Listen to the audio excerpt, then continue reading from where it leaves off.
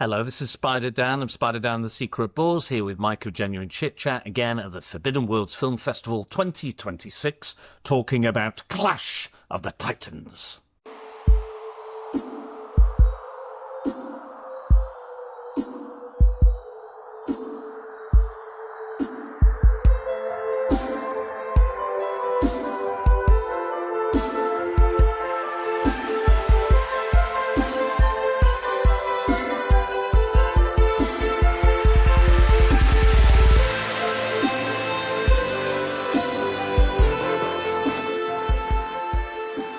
So this is the 1981 version, and it's got the special effects done by Ray Harryhausen. And one of the special guests for the weekend of this Forbidden World Film Festival in 2026 is the Ray and Diana Harryhausen Foundation. Yes. And so the really great talk before this movie.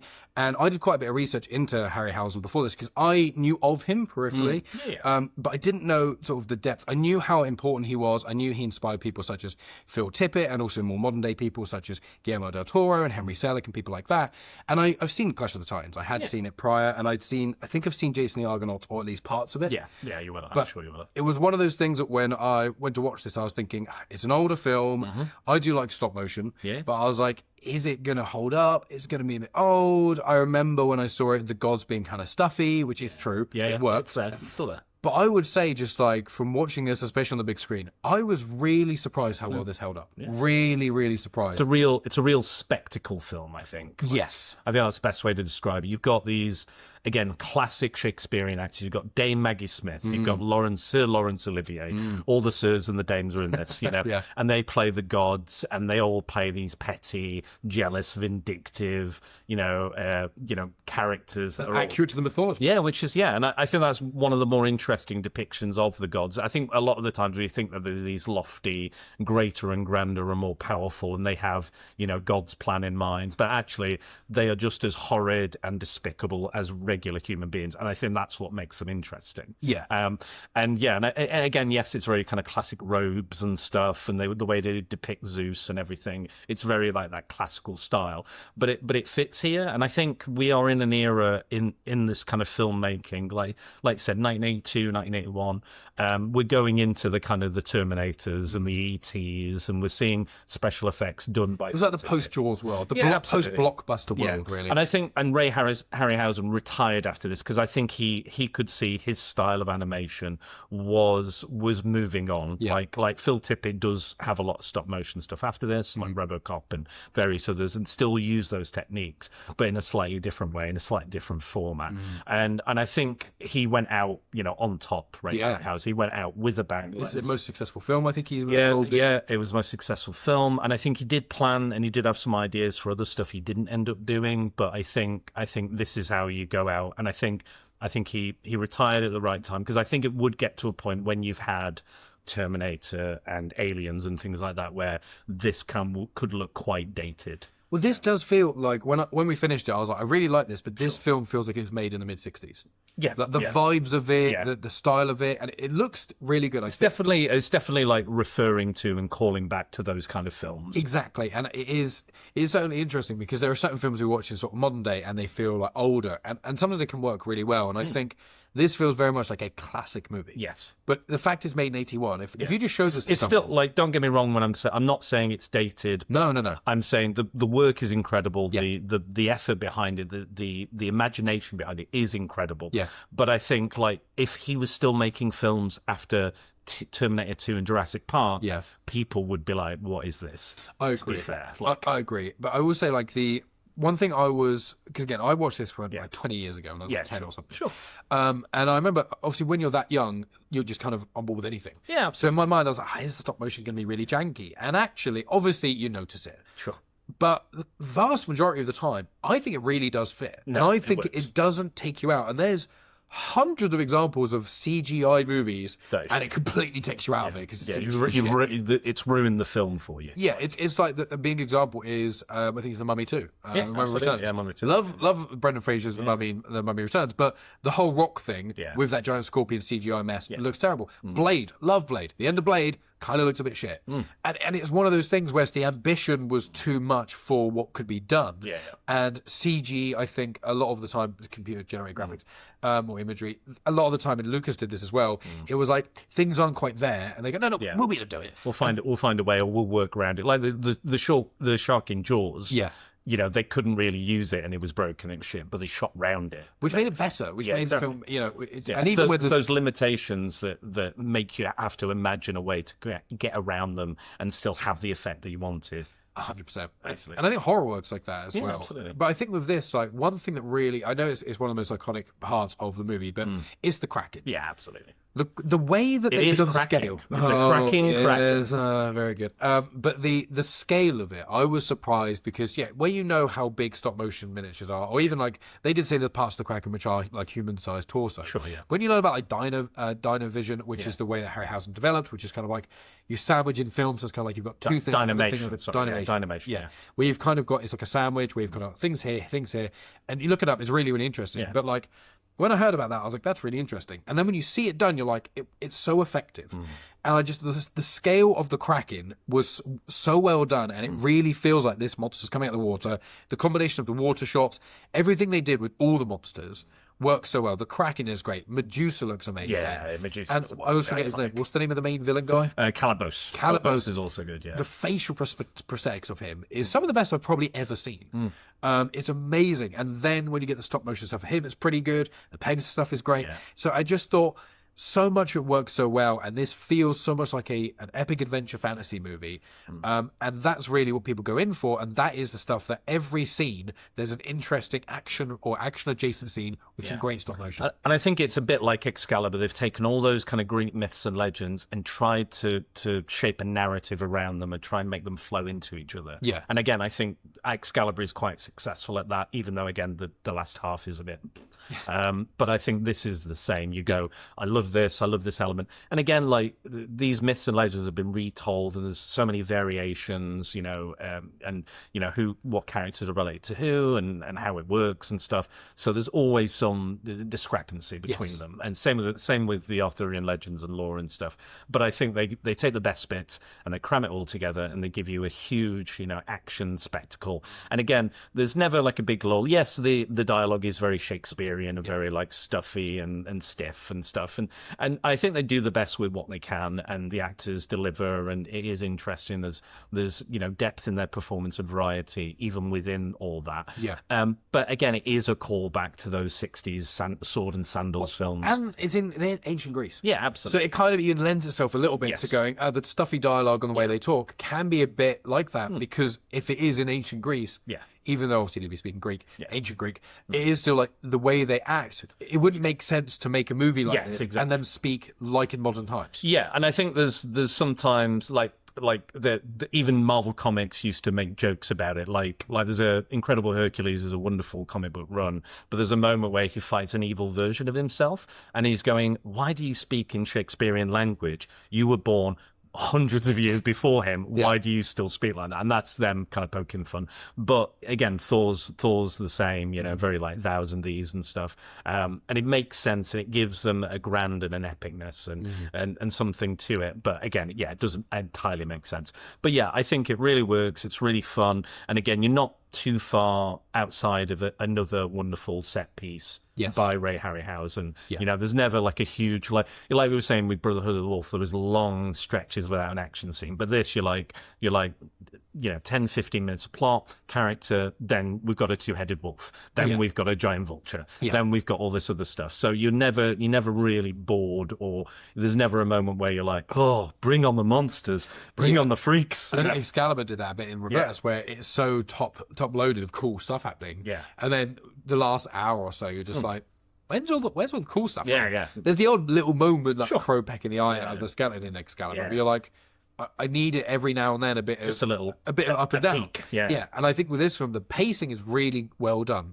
And I think that the guy who plays Perseus is the ultimate Chad. Yeah, his absolutely. face, it looks like when people put that filter on of Chad Maxing. Looksmaxxing, yeah. Actually looks Chad Max. Yeah, it was crazy. He does. There are points where he's not a bad looking chap, but there are points where you see his side profiles like, God, he's handsome, and then there's a close up, and I'm like, even Andromeda does have a Sydney Sweeney-esqueness to her as well. Yeah. There's a very much a kind of that kind of look, that classical kind of beauty. Yeah. But yeah, I loved this as a kid. I really enjoyed it. My mum was a big fan. Like, it was always on TV. There was never like, it's an ITV used to play. yeah, ITV would put it on. Yeah, usually ITV, I think. But again, it's one of those, and I think it's modern enough that younger kids can enjoy it. But it's also like, again, throwing back to those 60s, classics and stuff. That it blends the kind of audience together that you're all kind of on board with it. When was the last time you watched this? You obviously watched it as a kid.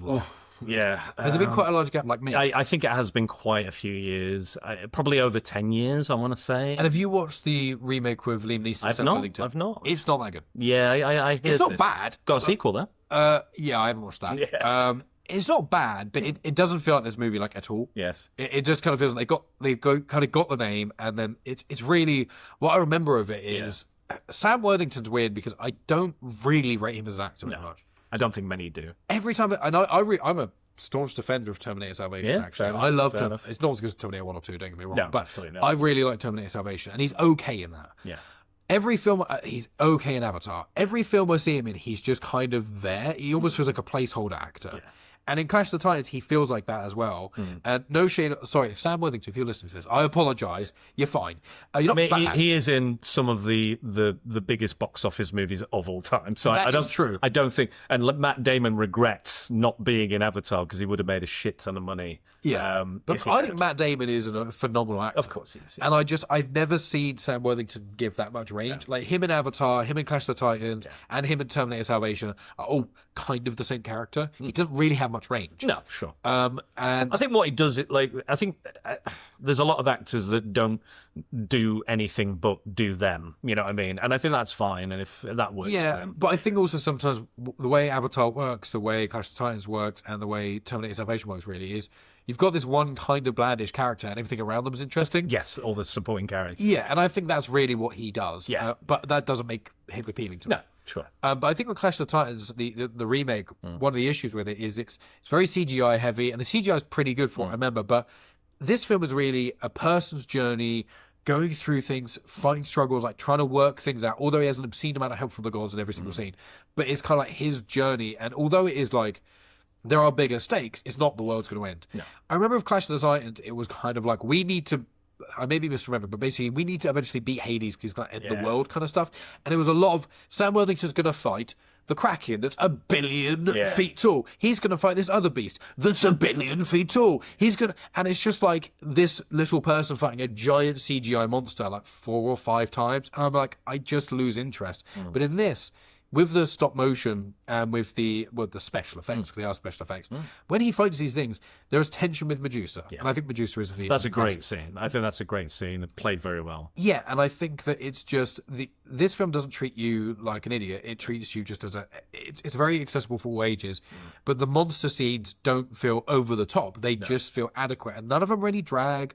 No. And the pacing is really good. And I think because it took so long to animate, the sequences are shorter. Like I remember the Kraken being a much longer sequence, but I'm kind of glad it wasn't because it never, none of these sequences outstay their welcome. 100%. And the Kraken is at the start. You see it, you get the tease. You know where they keep talking about the Kraken. You're like, oh, he could destroy loads of stuff. And then when he comes up, it's a lot more interesting. There are some faults in this, which is, I think Poseidon is rubbish. Yeah, I don't know why he doesn't do anything. Yeah, he just stands still. Yeah. Like he doesn't even like there's a lot of backbiting and like, how dare you do that to Zeus? What about my needs and my requirements, and how dare you ask that of me? Yeah, Poseidon is just like the lapdog. He just goes, all right then, I'll open the gate. All the women are like, how, and Hera's like, yeah, he tries to have sex with all these different women or rape these other women, but he's just like, all right mate, yeah, in a bit. And I think Poseidon usually is not quite that. He just rolls over, unfortunately, and that seems to be his only job, is like make sure I think it's Dinah, I think is the mum of Perseus. Make sure she's safe and make sure you release the Kraken. And there's just these really stupid shots of him physically opening the gates, which I was just feels a bit weird. But then he just stands there in like massive awe of the Kraken, and I'm like, you've seen this a million times. So surely did he like kind of make the Kraken exactly. or something? Well, I think they say that the Kraken is the last of the Titans. So I think I think they were before the gods, if I remember rightly. Right. Or there was some kind of maybe some. Yeah, I remember in the Hercules movie. Yeah, they Disney one. There's the 4 Titans. There's like the Rocky. Yeah, it's all the elementals. Yeah, I think they kind of forged Earth in a way. Yeah, kind of. Yeah, I think they're maybe the first children of Uranus or like the father of Zeus that they kill. Yeah, something like that. I can't really remember my Greek myths right now. But yeah, like he just kind of opens the gates and kind of just looks, gawked. Like, oh, it is a weird choice because when I think of Poseidon, in any iteration except this one, he's like a very imposing presence. He's like second in command to Zeus, and he is very aggressive, and he will be like, I'm Poseidon, god of the ocean, and I do this, and I'm fierce, and I've got a big beard, and I speak very great, and I do all of this. And this, he's just kind of like, go open a gate. Well, like if he's supposed to like they say Thetis as well, who I think is the daughter of Poseidon, because she says, oh, she's the goddess of the sea as well. Yeah. And I was like, and I kind of think have one or the other. And she does nothing. Yeah. I don't think she even says anything above right at the start. Oh. They all kind of say what. So Thetis is played by Dame Maggie Smith. So she is. Oh, she's Poseidon's daughter. Yeah. I didn't even know that. I think she is, because they say she's the goddess of the sea. So I'm thinking, or maybe Poseidon is the god of the depths, or something else. I don't know, but yeah, Aphrodite is in it, played by Ursula Andress, and she has one line, and then she's just walking around. I imagine she had a bit more, but they got it cut. I also think they dub her as well, which I don't think that's her voice, but it sounds a bit like her, but I'm not sure. But if it is Poseidon, if he's supposed to like represent the sea, he should be kind of unpredictable a little, but you don't quite know what he's going to do. It seems like he can only really use the ocean by letting the Kraken out. Yeah, and it's kind of like, well, if you're the god of the ocean, you can control the ocean and stuff. The only other thing he does is make sure that Perseus and his mom arrive safely on a which you never really see. You just he just goes, I've done it. Yeah, make sure no waves kill them. Okay. Yeah. So, I think you could have cut him out entirely or combined him with Thetis or done something else. But, and Aphrodite is pretty much a non-entity, It's really just a 3. In this film, although there's like 5 or 6 called scene, it's really just 3. Sure. And I think there could have been more tension between, Poseidon and Zeus. I think that's usually a thing that's there. Yeah, they're kind of adversarial in a way. And I think that also one issue is nearer the end of the film, again, although I did enjoy this and I think it's interesting, you speak about the pettiness of the gods. There is a bit that's just a bit confusing where it's kind of like where Maggie Smith plays who? Sorry, Thetis. Yeah. So Thetis is like, need to kill Andromeda. In 30 days. If you guys don't sacrifice Andromeda to the Kraken, I'm going to destroy your whole city because her mum said that Andromeda was more beautiful than Thetis was herself, at the Perseus and Andromeda's wedding. And it's like, okay, well, that's really petty and stupid, but okay. And Zeus is just like fine with it. But then he's like, right, instead of telling her she can't do that, which he does randomly occasionally say, you can't do that. Instead of doing that, he's going to go, no, okay, me and Athena, we're essentially going to just keep giving Perseus weapons to help him do this really long-winded quest. Yeah. To just kind of beat. They're all very hypocritical, the gods, because like at every one opportunity they are quite. And it's just a coin flip of whether or not Zeus is going to agree with you or not. Yeah. And if he does, you can't ever possibly do that. And otherwise he'll go, you could do that, but I'm going to do everything in my power to let the mortals foil you. And I don't know if it's just. I wonder if they kind of just said, why did you do this, Zeus? Is it just because you're bored? If they said something like that, I think it could kind of. Sure, you're cruel and bored and vindictive or something like And I think that's the thing is that the in modern day writing you would make it more clear and you give them a reason or you give them a reason for not doing or saying this. But in here they're kind of like, it doesn't really matter. No. The gods are fickle, blah blah blah. They do what they want. And again, like Zeus is like really punishing this guy, the dad of Dinah, for killing her or trying to kill her and stuff. And everyone else is kind of like, eh. And then Hera's kind of laughing off all of the affairs and rapes. Because Perseus is the son of Zeus. Yeah, and he goes and even like Dame Maggie Smith is laughing off being attacked by him as a cuttlefish, trying to make love to her as a cuttlefish. and she turns into a shark. That's one of the funniest ones. Yeah, obviously it's about kind of sexual assault, but the way it's presented is quite humorous. Yeah, she makes jokes about it. Yes, exactly. It's like fine. Yeah, and they're all gods, so it's kind of... And they kind of like, oh, that Zeus. Yeah, cheeky little Zeus turning into animals and having sex with women. But that is what Zeus was. Yeah, absolutely. He was very... But he was never, even though he is the king of the gods, he's not like benevolent god. He's a pretty shitty person. Hercules, the movie by Disney, I adore that movie, but the way they portray Zeus... my God, yeah. ...is terrible. It's the most romanticized version of Greek myth ever. Yeah, he's like best friend Zeus. Like Zeus is the worst. Yeah. He is the worst. Yeah. Is why the God of War, the PS4 game, is amazing. Yeah. And well, I expect the God of War PS4 game is actually the Norse gods. God of War 3, the OG.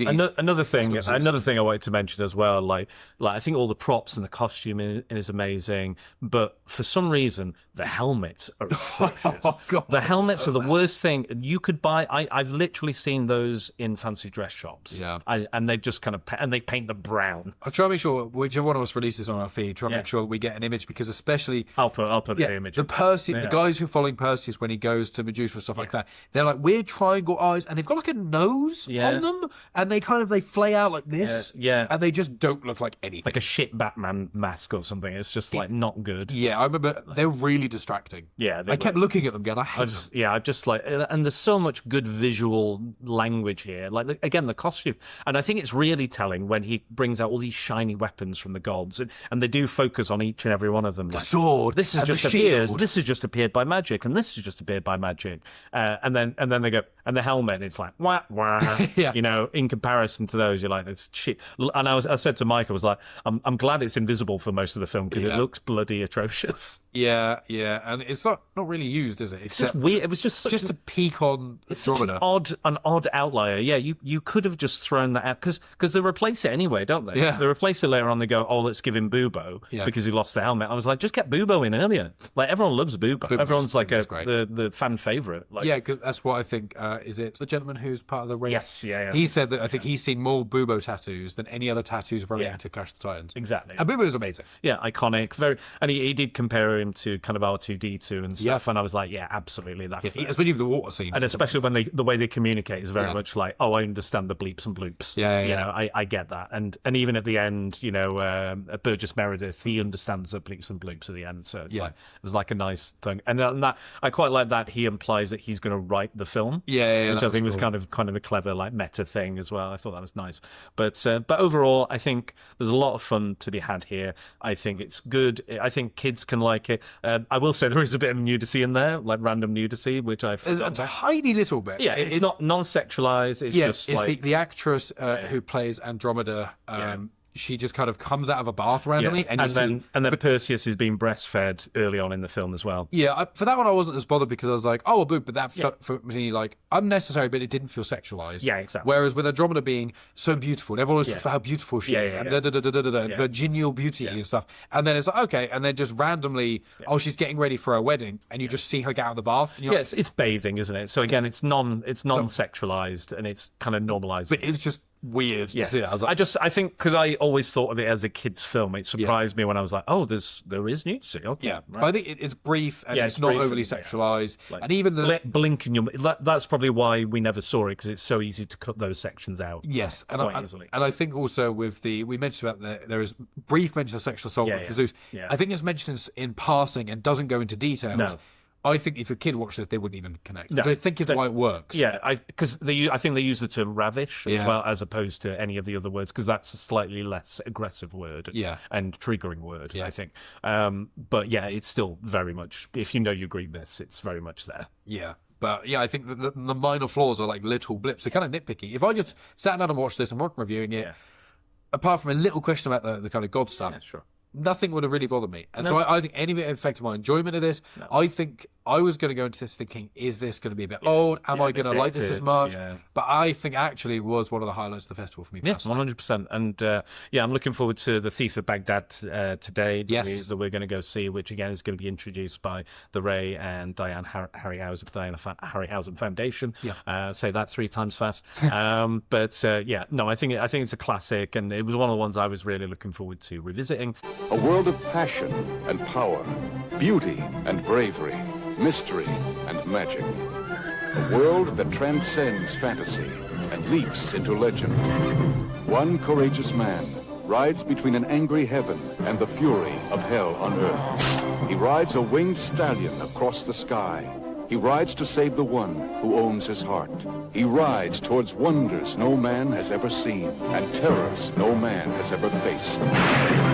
Clash of the Titans, starring Laurence Olivier, Maggie Smith, Ursula Andress, Burgess Meredith, Claire Bloom, and introducing Harry Hamlin as Perseus and Judy Bowker as Andromeda. It will touch you, shock you, dazzle your senses, and sweep you to the limits of your imagination. Clash of the Titans. That was the end of day 3. We are about to embark on the final day, day 4. There's 4 movies and we are aiming to watch and review all of them. Make sure you subscribe to Genuine Chit Chat and Spider Down the Secret Bores. On YouTube, it's going to be the video versions as well as clips. And then on all the podcast usual apps, it's going to be the audio versions of them as well. All these movie reviews, there's interviews of people as well. It's great fun. And there are going to be clips on Instagram, TikTok, YouTube, and that kind of lark as well. And yeah, check out all our stuff from 2025 as well, because we did basically all this as well that year too. And Dan and I have done a lot of collaborations recently. We did the Abyss pod as well. There's more Disney discussions coming as well. And check out your Interstellar podcast with Jack. Thank you. Back to the filmography. Excellent. Very much in line with the Abyss as well. Very similar kind of topic. So yeah, it's a good way for you to kind of warm up. And I think this is you really back in full force. Yes, thank you very much. So so friends, thank you for tuning in. And don't forget to follow us and like, subscribe, share, rate, all that jazz. And please. We've also got Patreon. Yes, we do both have Patreon support. So if you want to help fund these kind of ventures and like the cameras we use for this kind of thing, please do that if you can. And also, please follow and subscribe for Minimalist Film Festival on all the social media places. Like their stuff, share it. Letterboxd, Instagram, all YouTube, that jazz. And tell them we TikTok. sent you. Tell them that you've been listening to our film reviews and our press coverage, because we are on the press team for Forbidden World. It really, really means a lot. It does. And we're here to support and, bring a wider audience to the festival and to get eyes on all these wonderful films, whether we like them, loathe them, love them. I think to experience them in this setting on a screen, which is 3 double-decker buses inside, I think, is an incredible experience. Wonderful community. So yeah, get stuck in. If you're not here this year, get to the big screen, or they will definitely return for 2027. So, and we will most likely, fingers crossed, be here again. 100%. Well, friends, thank you as always for tuning in, and we will speak to you very soon.